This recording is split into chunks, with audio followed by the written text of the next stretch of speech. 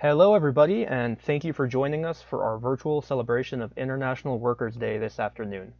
My name is Shane, and I'm a member of the Denver district of Freedom Road Socialist Organization, or FRSO. I'm going to give you all a little background on FRSO, who we are, and what we do, but first I want to go over our program that we have in store for you all this afternoon. After you hear me talk about FRSO, we'll hear from Jim Walsh, who is a professor of political science with an expertise in labor history at CU Denver. Jim is going to talk about the history of May Day and why it's important. Next, we'll hear from Carlos Montes, a longtime Chicano activist whose experience spans over 50 years and includes co-founding the Brown Berets in the late 1960s, participating in the original Poor People's Campaign in 1968, Latinos for Jesse Jackson in 1984, and the March on the Republican National Convention in 2008 and 2012. Today, Carlos is an organizer with Legalization for All and Centro CSO in Boyle Heights, Los Angeles, where he continues to fight for immigrants' rights and public education.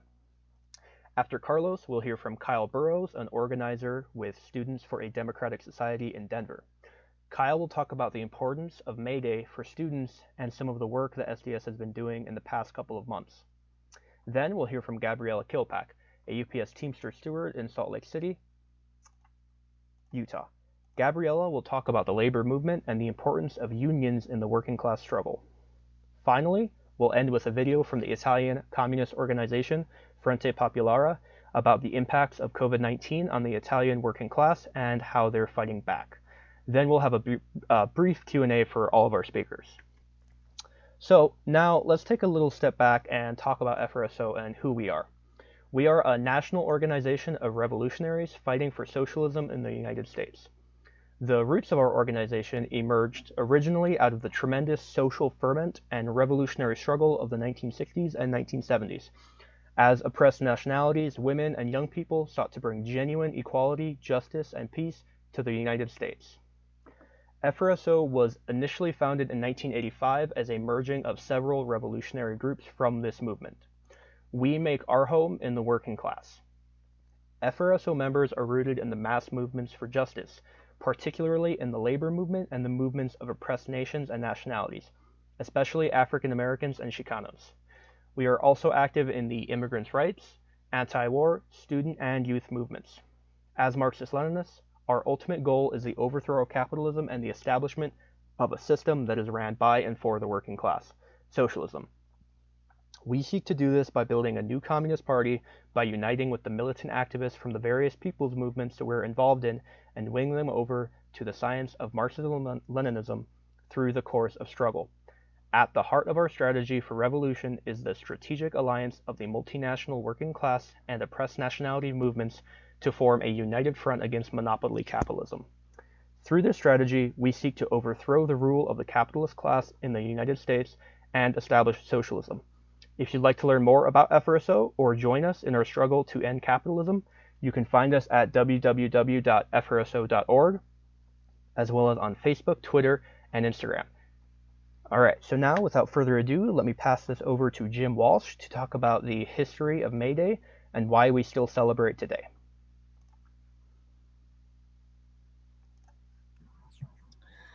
Hello, everyone. It's good to be here.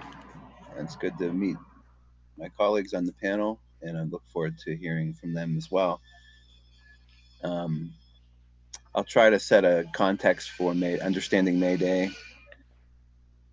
I've been teaching for 25 years, and maybe 2 or 3% of my students before a class begins know anything about the history of May Day or the significance of May Day. So this is a day and a tradition that in this country has been heavily censored and sort of snuffed out.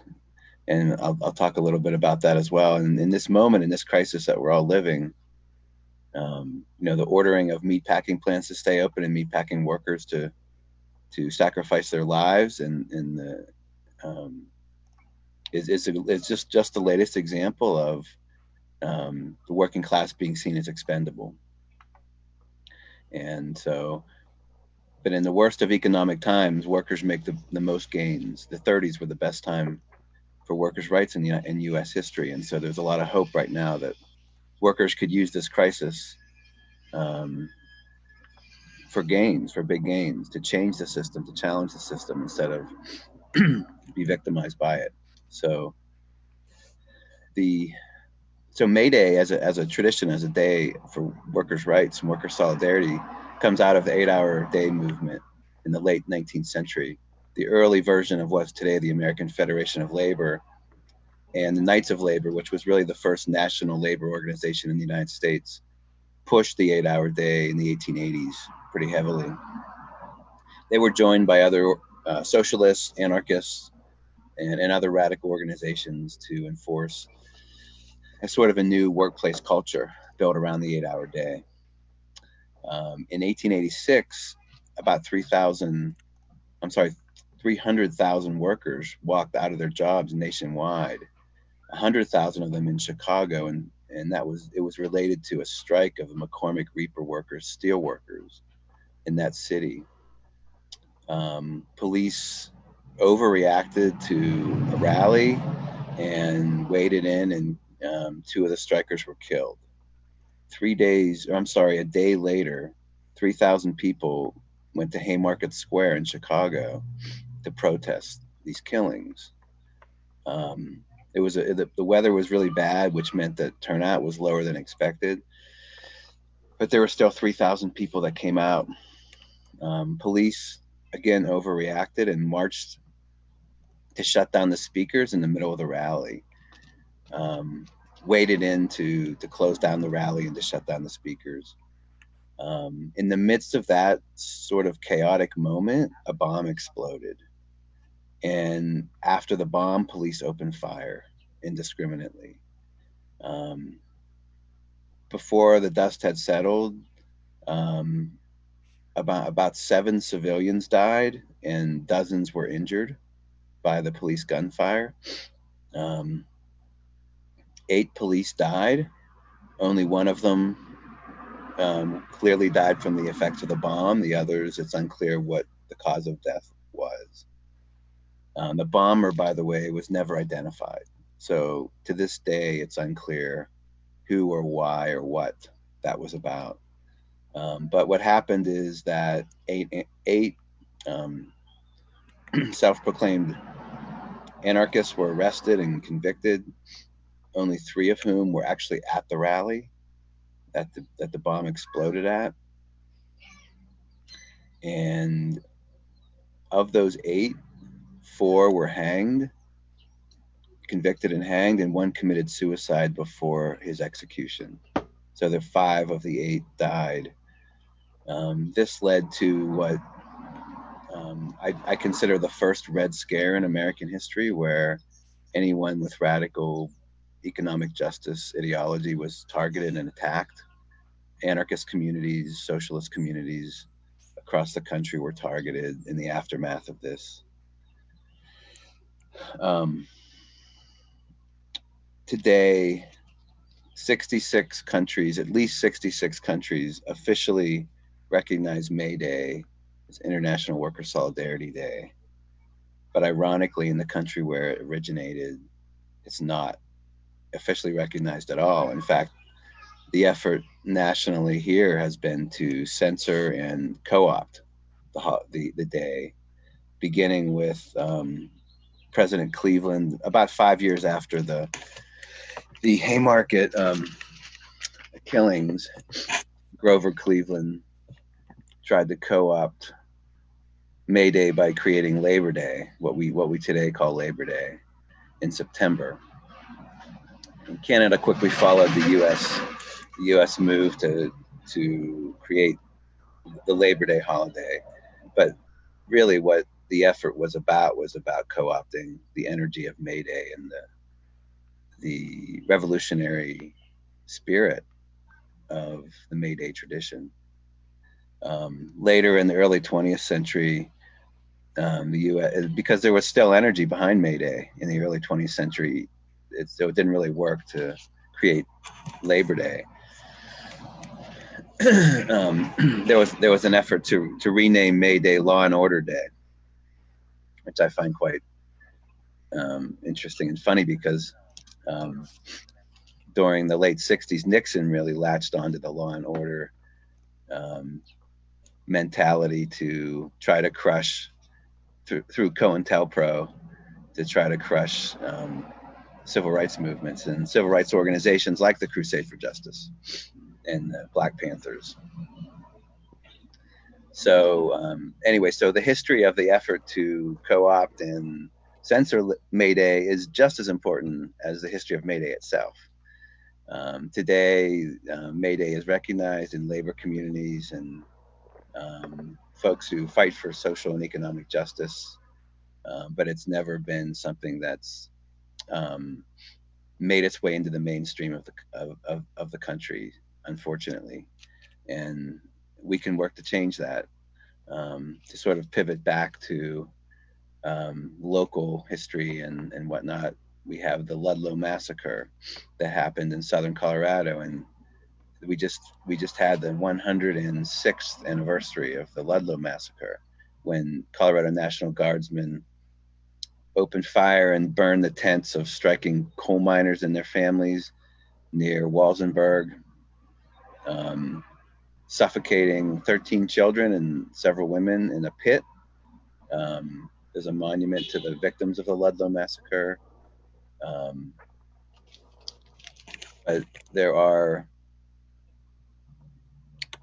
there are deaths such as that all over our state that haven't been recognized and haven't been memorialized.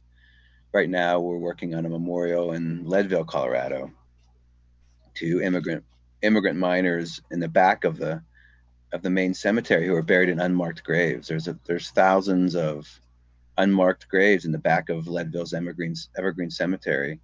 The average age of the people buried there is 22. 48% of them are 12 years or younger.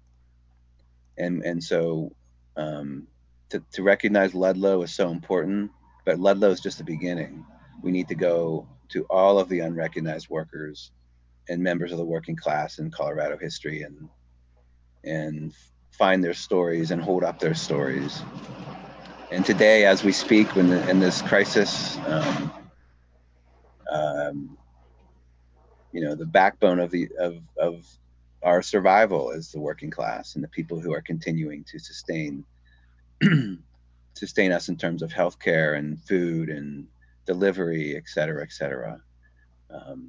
So I encourage all of you to pay attention to labor movements that are existing today in the context of this crisis. Amazon workers in warehouses are organizing in a way they have not in the past. Grocery workers across the country are organizing in ways that they have not in the past. We're seeing a resurgence of a consciousness of what it means to be working class and how the entire country is dependent upon the working class.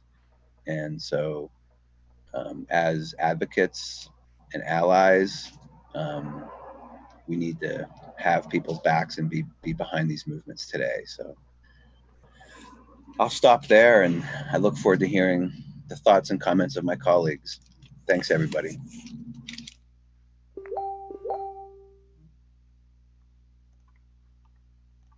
Awesome. Thank you, Jim. That was a really good, insightful talk.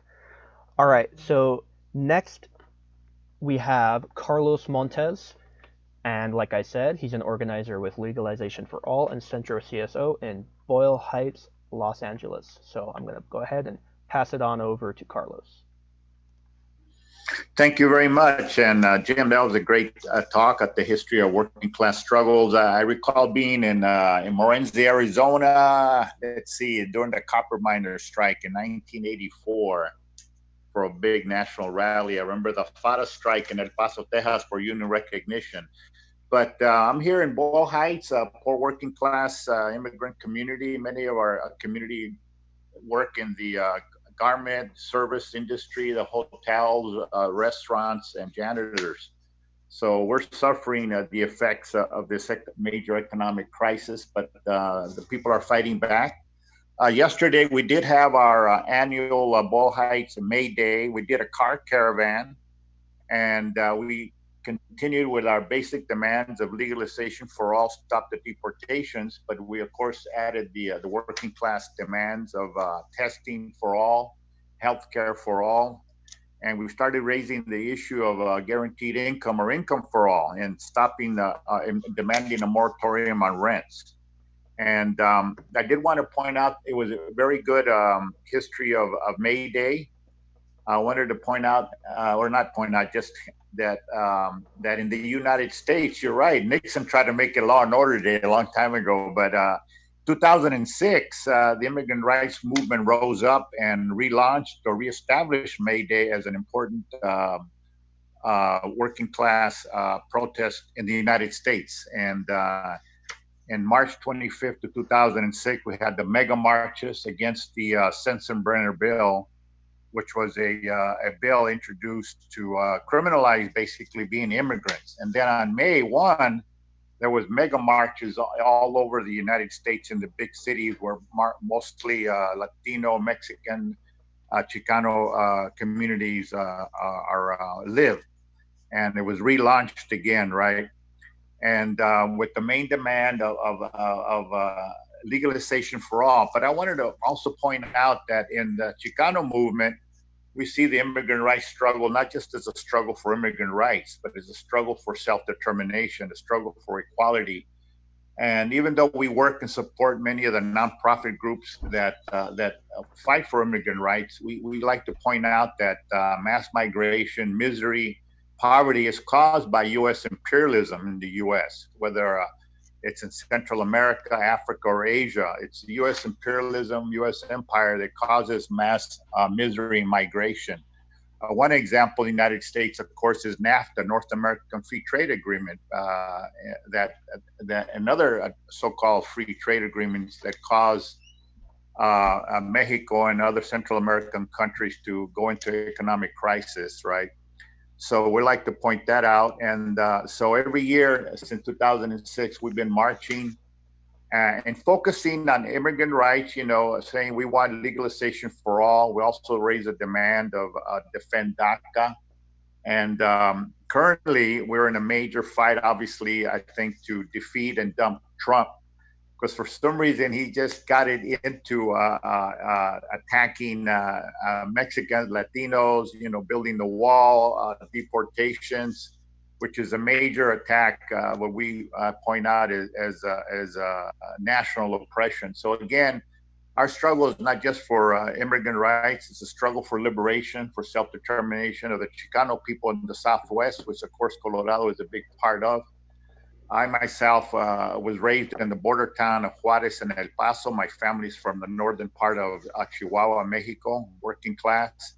When my dad came to LA, he worked in assembly line furniture factory and was active in his union. That's how I became politicized, because of my father being active in his union. So yesterday's march was great. Even though I was in the car, people came out and waved at us and they clapped. And, you know, we had banners and posters on our cars. We had bullhorns. And, you know, the community came out. We're under attack again by the coronavirus and also this major recession. So thank you very much for inviting me. And I'll go ahead and stop right here.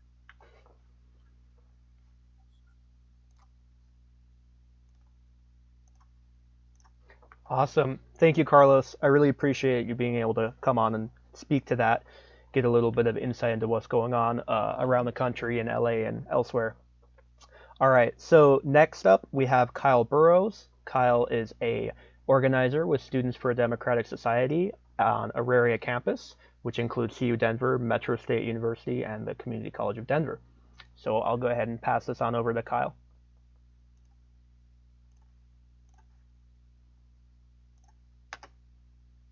Thank you, Shane. And thank you to my colleagues here. And thanks and hello to everyone who can make this stream.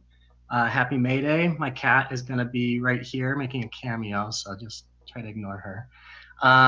As Shane said, I'm Kyle. I'm a member of Road Socialist Organization and a leader at Students for a Democratic Society Denver. I help organize on Auraria campus, which, as Shane mentioned, is 3 different schools.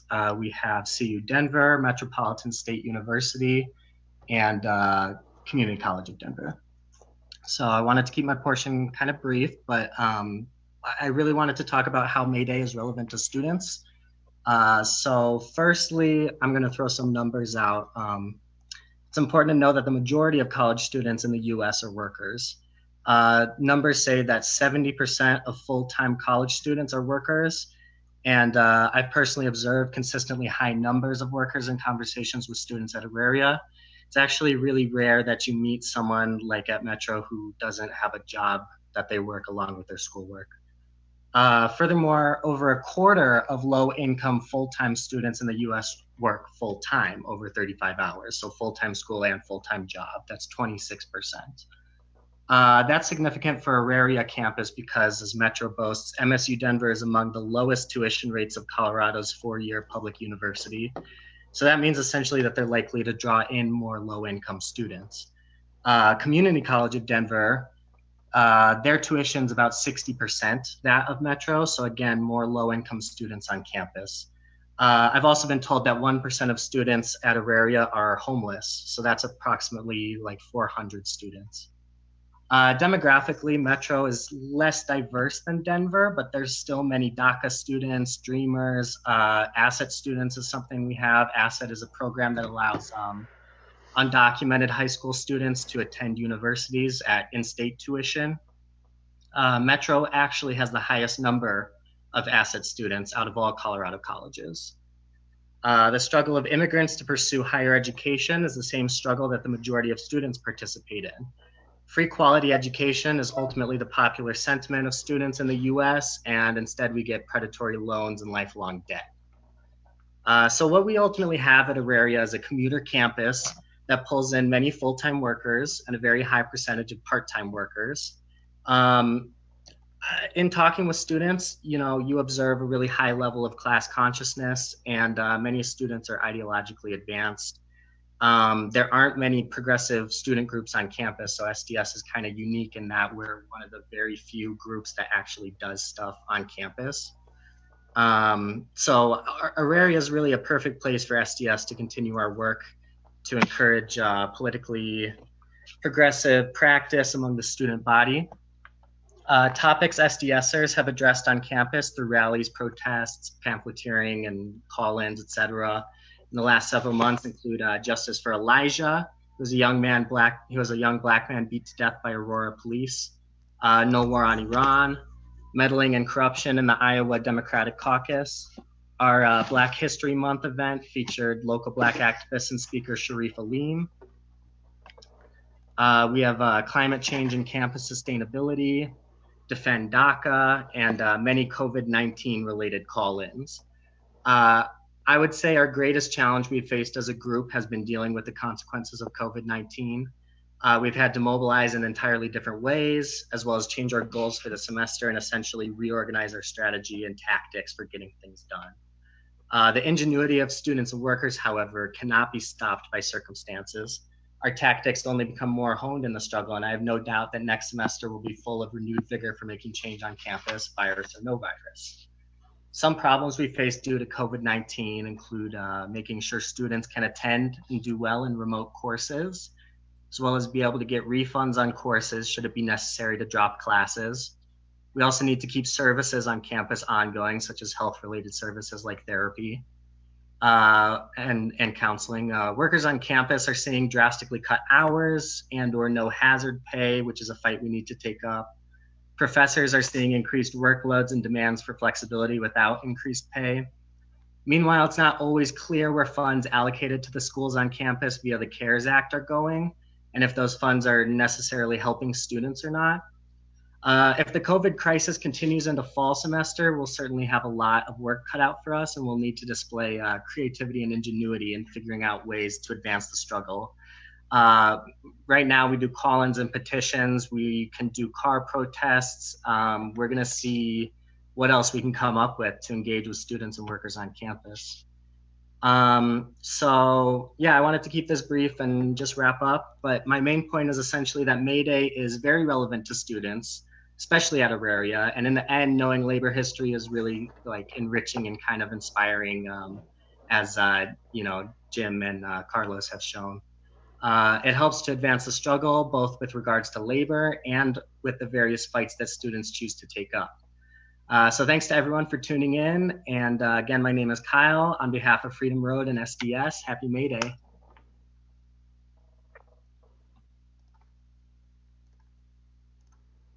Awesome. Thank you, Kyle. That was a really good talk.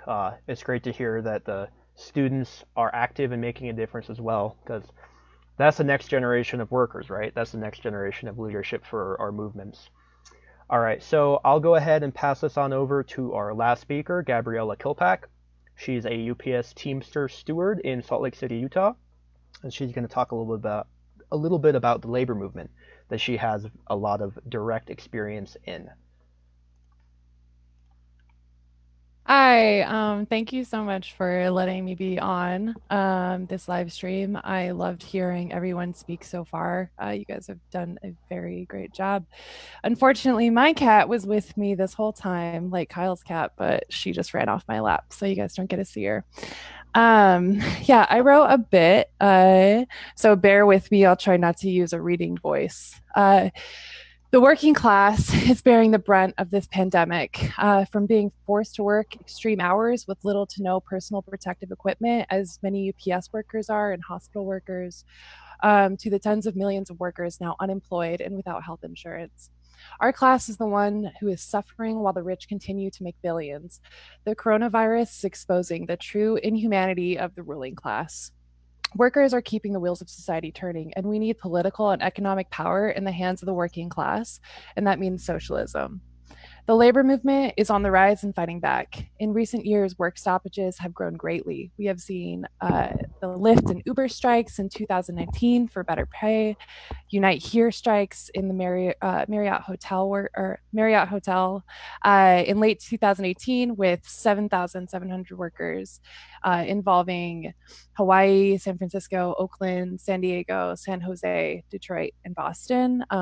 They won huge wins, up to 40% wage increases, and maintained their health care. And of course, the teacher strikes, who, we're all very familiar with that. That was a very exciting strike wave that swept the whole country.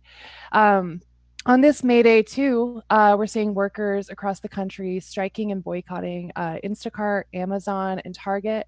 There's no better time than now to organize and win. We cannot hesitate. The capitalist class will continue to put profit over our lives, and we need to organize and take everything we can. Workers are seeing more now than ever that we have nothing to lose but our chains, and we have a world to win. There's a saying in the labor movement: alone we beg, together we demand. Hospitals are working with minimal PPE, reusing masks, overcrowding in the highest impacted areas like New York. In Chicago, over 200 hospital workers have been tested positive for COVID-19, with several who have died because of the virus. Many employees throughout the hospital are only given surgical masks and gloves as protection.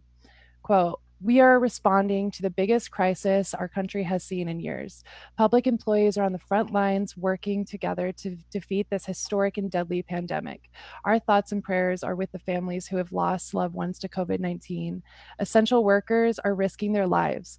Proper PPE will save lives. We make these demands so further deaths of UIC workers will be avoided," said SAIU Local 73 President Diane Palmer. The pandemic is highly impacting immigrant communities as well. Many workers in the food industry, like meatpacking and farming, are undocumented and have few protections from job loss and low leverage for PPE. The meatpacking industry has been considered a super spreader because of the crowded shoulder-to-shoulder work that is being done inside. Employers absolutely could create more space, but of course it would slow down production. And this is yet again another example of companies putting profit before people's lives. At my workplace at UPS, the company was very, very slow to provide us PPE. They did not do it until we forced them to do it. They did not enact social distancing until a couple of weeks ago. And even when they started to enact social distancing, it's only as far as like a big craft, like the supervisors all got together and did like craft time and made a big poster that looks really fun that says "stay 6 feet away." Other than that, they do almost nothing. And at first, too, they actually lied to us and said that the CDC guidelines was 3 feet of social, or 3 feet of distance instead of 6 feet. And we've had like many examples of them lying to us, acting like it's not a big deal. My supervisors still don't wear any masks. They're still writing people up, getting very close to workers, possibly infecting them if they have COVID-19, just harassing them over the smallest little things. Um, but the way that we change our workplaces is to organize within them. Um, so UPS, workers across the country fought for PPE. We fought for masks. We fought for hand sanitizer and gloves for all workers, not just the delivery drivers.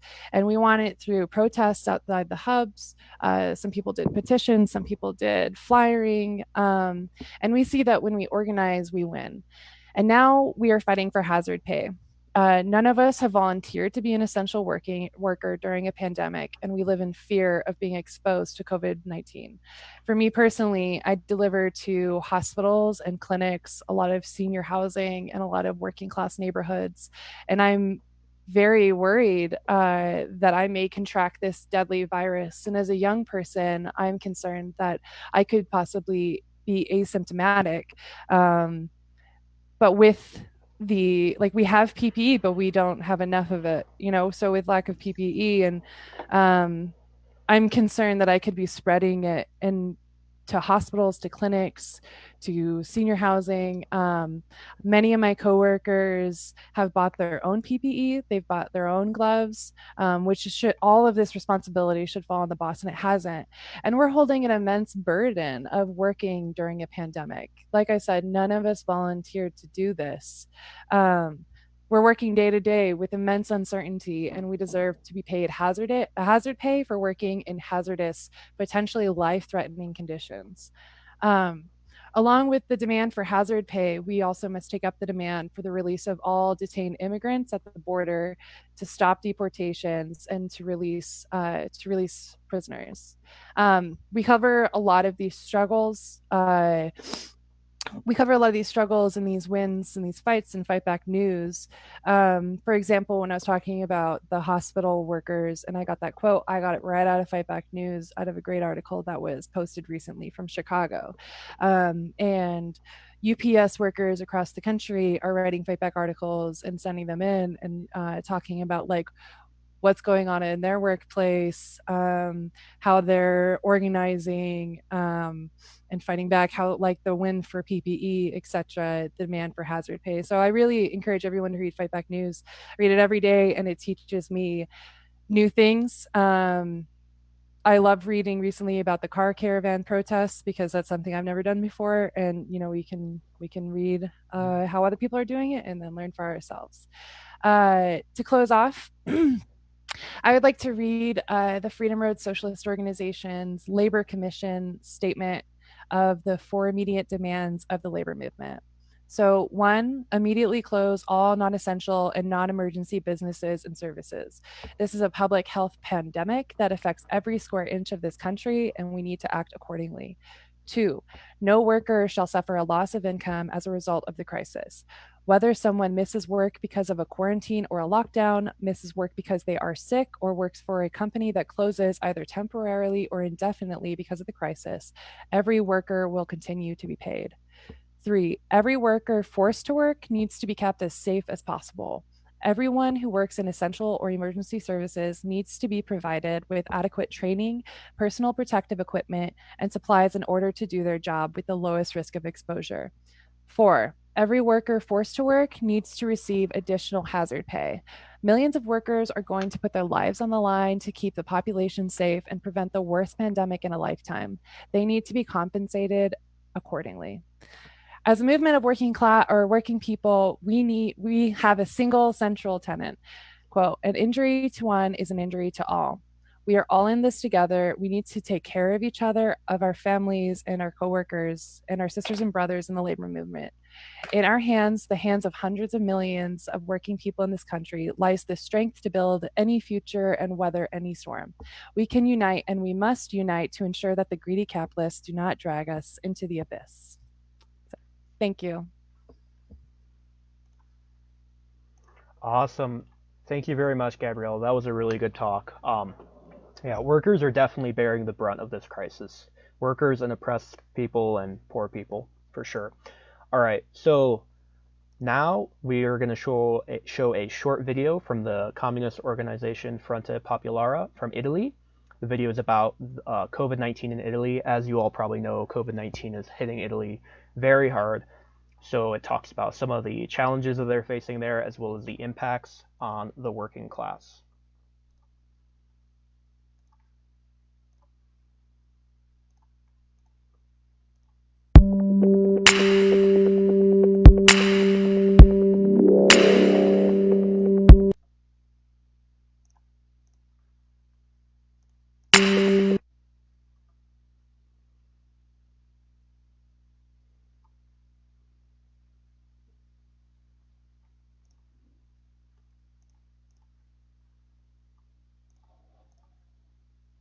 Dear comrades of the Freedom Road Socialist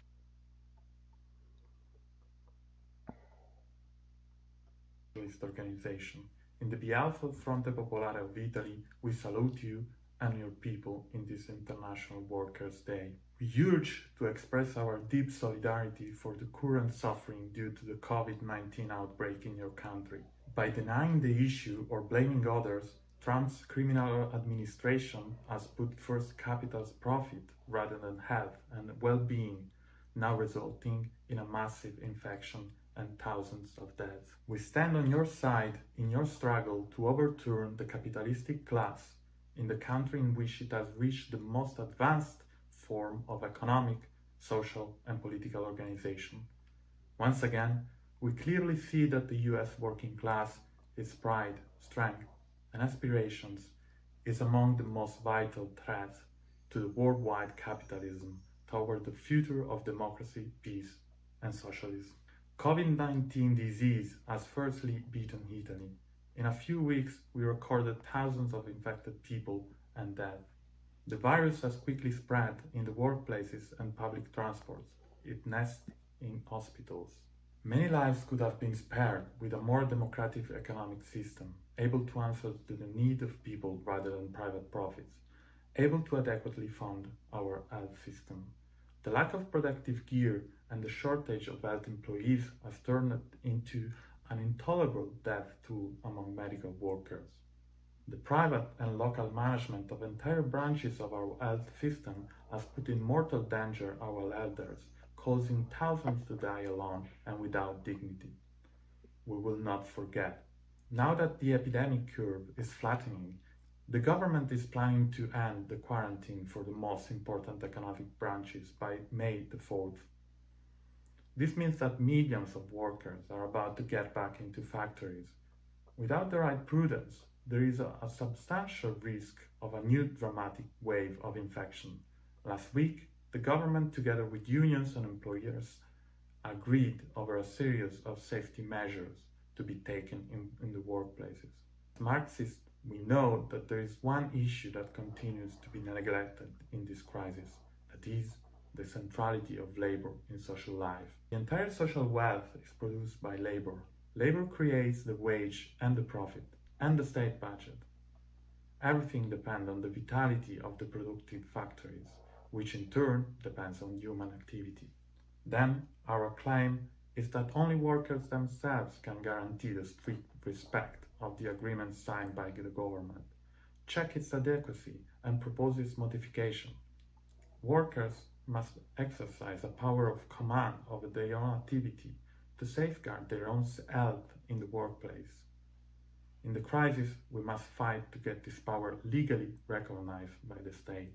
Therefore, Fronte Popolare is demanding that to protect those who guarantee our ability to deal with and overcome the COVID-19 emergency, the workers' representative must be entrusted with control power. This power must include functions of reorganization of production activities and the possibility of sanctions against non-compliant employers. We say this explicitly. We are promoting an issue that concerns power and, as such, looks at the very nature of capitalistic relations.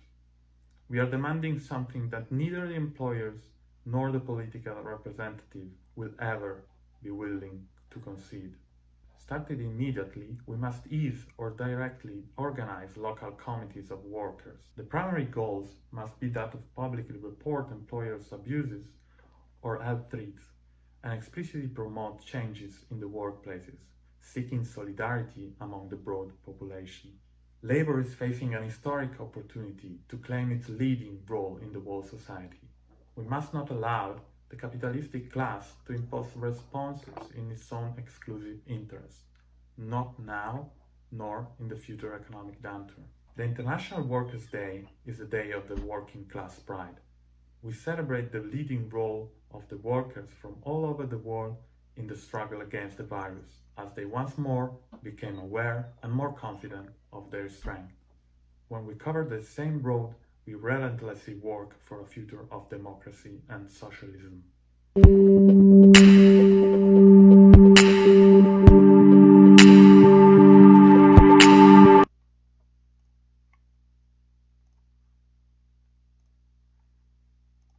Awesome. So with that, that concludes our short panel. Once again, if anybody has questions, please post them. Or if any panelists have any questions for other panelists, that is also acceptable. We still have a few minutes left before we hit the hour mark, so can have some Q&A.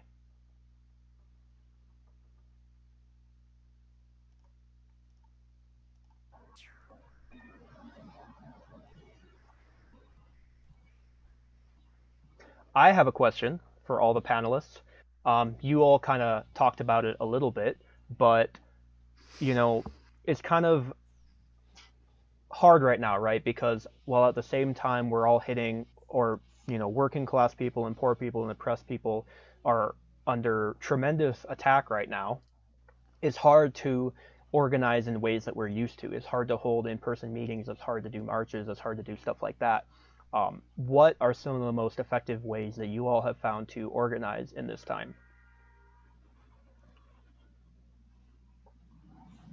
I could talk about the student movement.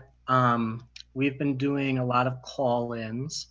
We're also taking the time now to, sort of take a little bit of break from work and really study and learn up on our theory because, of course, without revolutionary theory, there can be no revolutionary movement.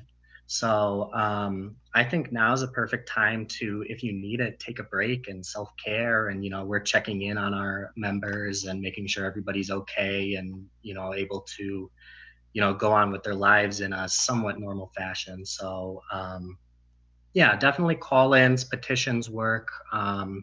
We talked about car caravans, but yeah, I mean, now's a perfect time to kind of step back a little bit and maybe not go as hard as always for organizing, at least for students.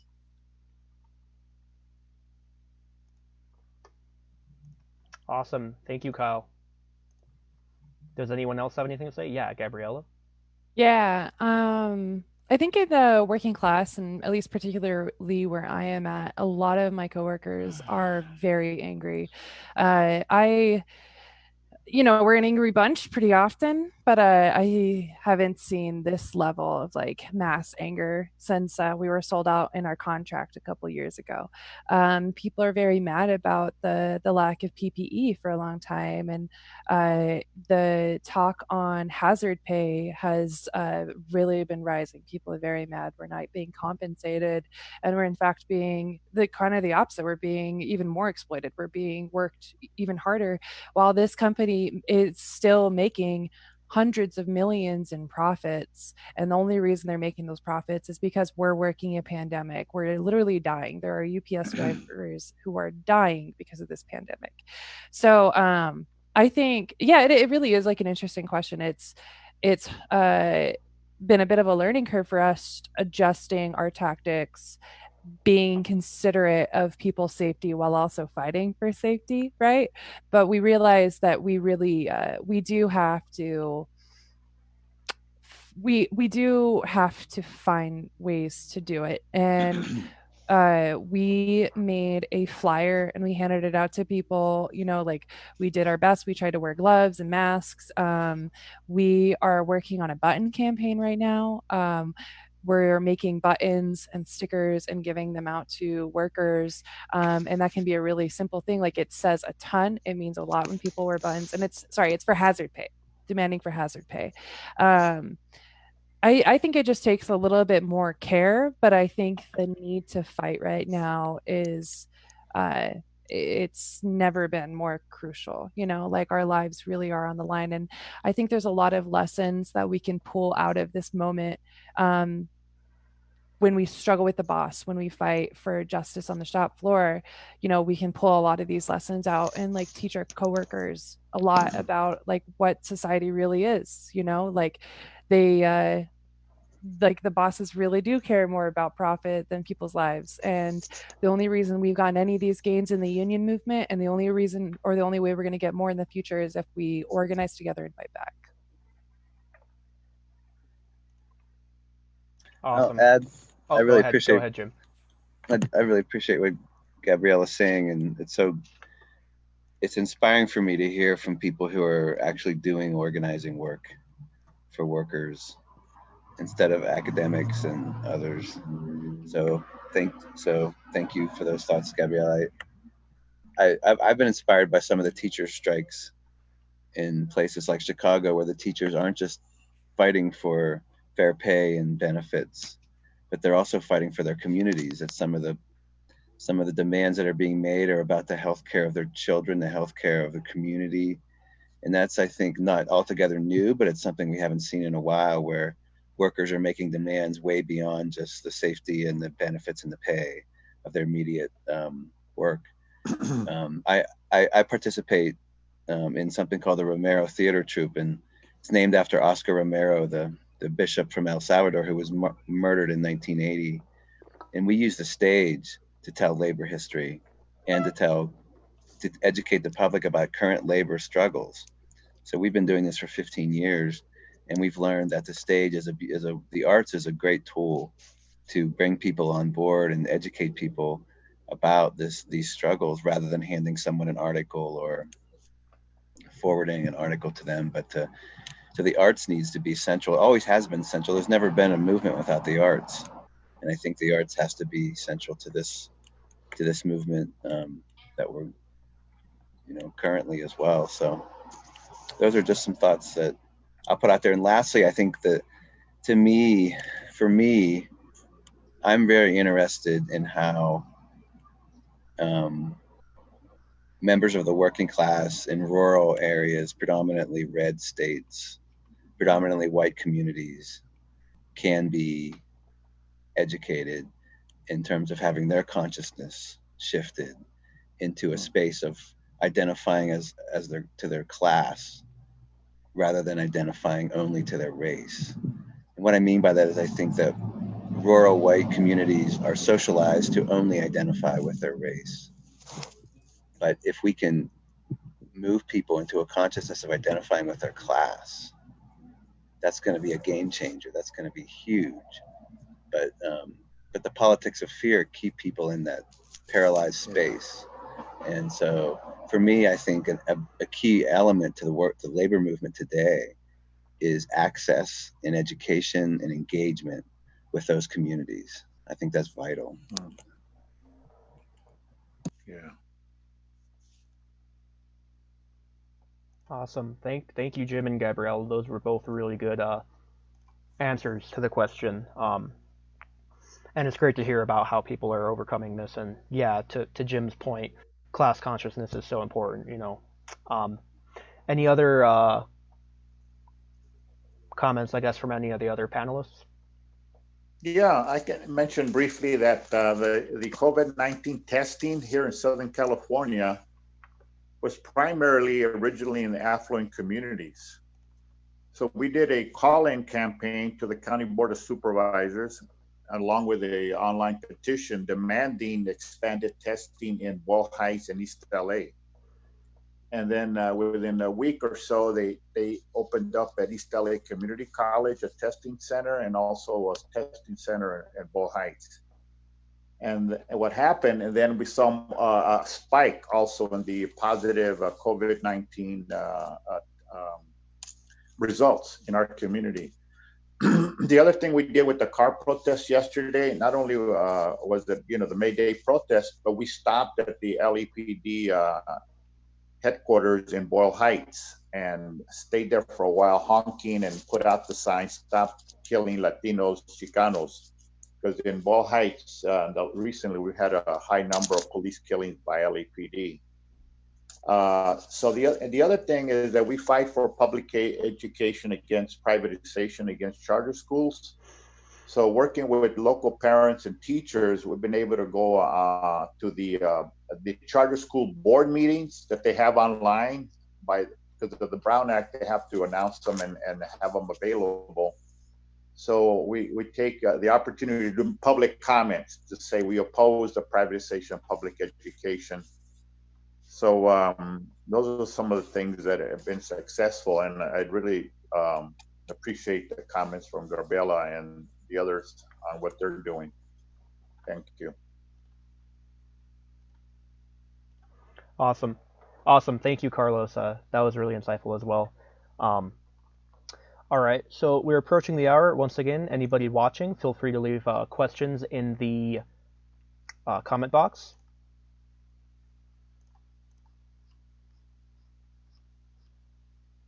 And all of our panelists can also make any more comments or questions they may have.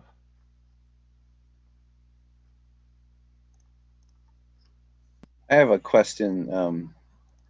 Gabriella, your comment about the anger that you feel in the community is very important to hear. And I guess for all of the panelists, I'm wondering how that can be channeled today, because it's there, it's palpable. That there's a lot of potential behind it. So does anyone have ideas about that?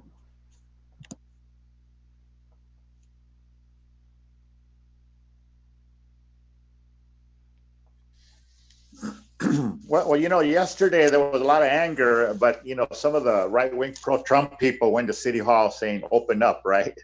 So I'm also interested in seeing how we could, but also the street vendors did a caravan, and they did a caravan down to City Hall, and but also there's the LA Times article that came out yesterday on how the labor unions, but Gabriella did a good summary of different unions, what they're doing to channel that anger to demand pay, health care, protection.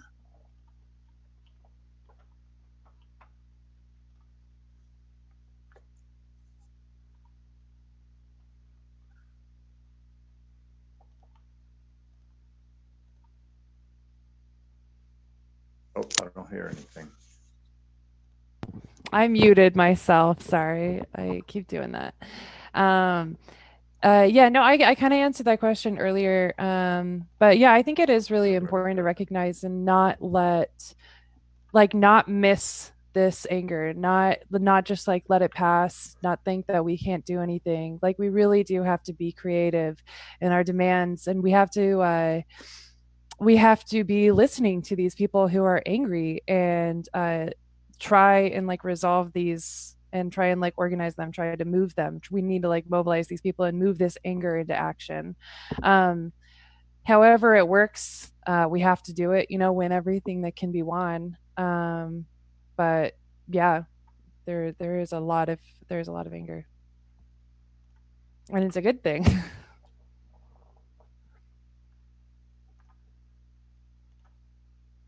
Yeah, anger can breed action, right? Which is what we need right now. We are approaching the 1 hour mark.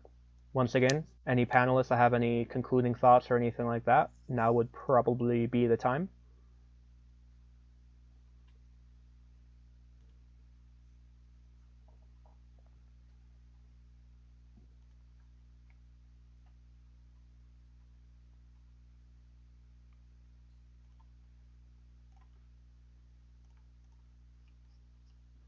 All right. Hearing nothing, thank you all for joining us today. thank you to all of our panelists for being able to be here and to give the great talks that we've heard. We heard from people from all over the country of how they're fighting back against all the different repression that's going on right now, from the student movement to the labor movement to the immigrant rights movement. We also heard about, actually internationally, from the Frente Popular about how they're fighting back against the stuff that's going on in Italy. So thank you all for participating in this. It was a great event, and feel free to message the page with any other questions. And thank you all for joining us today. Thank you. Thank you. Yeah, thank you. Join FRSO. Yeah, that too. The struggle. Thank you all. Awesome. Awesome.